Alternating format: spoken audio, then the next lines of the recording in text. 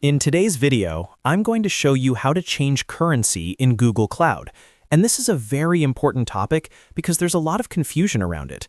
Many people search for a setting inside Google Cloud Billing where they can simply switch from one currency to another. But Google Cloud actually works a little differently. So in this video, I'll clearly explain why you cannot directly change the billing currency, and the correct and official way to use a different currency by creating a new cloud billing account. This is especially useful if you're running projects for different regions or if your business location is changed. If you find this video helpful, make sure to hit the like button, subscribe to the channel, and turn on notifications for more Google Cloud tutorials. All right, let's get started. First, let's understand how Google Cloud Billing currency works.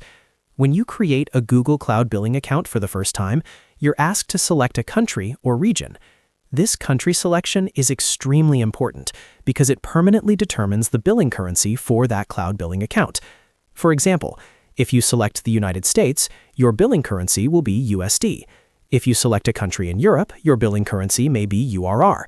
Once this billing account is created, Google does not allow you to change the country or the currency on that account. Now let me be very clear about this part, because this is where most people get stuck. There is no option inside Google Cloud Console, Google Cloud Billing Settings, or Google Payments Profile that allows you to change the currency for an existing cloud billing account. Even if you contact Google Cloud Support, they will tell you the same thing. The billing currency is locked based on the country you chose during setup, and it cannot be modified later.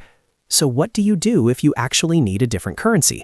This could be because you moved to a new country, your company is registered in a different region, or your accounting team requires billing in another currency. The correct solution is to create a brand new cloud billing account using the desired country and currency, and then link your Google Cloud projects to that new billing account. Let me walk you through how this works at a high level. First, sign in to the Google Cloud Console using the account that has billing admin permissions. From the main menu, go to Billing. In the Billing section, you'll see an option to manage billing accounts. Here, you can create a new cloud billing account.